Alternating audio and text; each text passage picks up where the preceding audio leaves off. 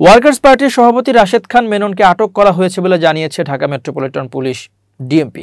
বৃহস্পতিবার বিকেল 5টা 15 মিনিটের দিকে তাকে রাজধানীর গুলশান থেকে আটক করা হয়। ডিএমপির মিডিয়া ও পাবলিক রিলেশনস বিভাগ থেকে এই তথ্য নিশ্চিত করা হয়েছে। জানানো হয়েছে তাকে গুলশান থেকে আটক করে ডিবি কার্যালয়ে নেওয়া হচ্ছে।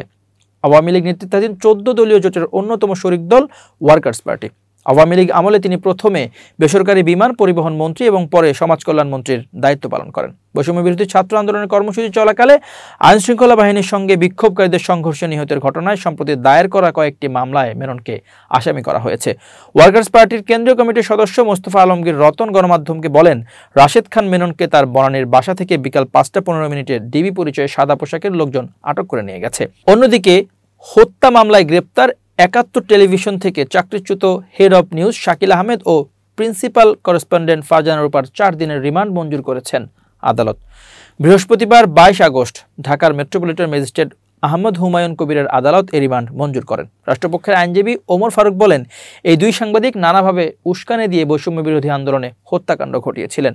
তদন্তকারী কর্মকর্তা তাদের বিরুদ্ধে 10 দিনের রিমান্ড আবেদন করেছিলেন। আদালত তদন্তকারী কর্মকর্তার আবেদনের পরিপ্রেক্ষিতে 4 দিনের রিমান্ড মঞ্জুর করেছেন। রিমান্ড আবেদনে পুলিশ জানিয়েছে, গত 5 আগস্ট বৈষম্য বিরোধী ছাত্র আন্দোলনের ডাকে ফজলুল করিম আন্দোলনে যোগ দেন। সেদিন আন্দোলনরত অবস্থায় সকাল 8টায় উত্তরা পূর্ব থানার ঢাকা ময়মনসিংহ মহাসড়কের পূর্ব পাশে জসিমউদ্দিন মোড়ের ডাচ বাংলা এটিএম বুথের সামনে শটগান, পিস্তল, রিভলভার সহ অন্যান্য অস্ত্র নিয়ে বৈষম্য বিরোধী আন্দোলনকারীদের উপর অতর্কিতভাবে গুলি চালানো হয়। সেখানে ফজলুল সহ অনেক ছাত্র গুলিবিদ্ধ হন।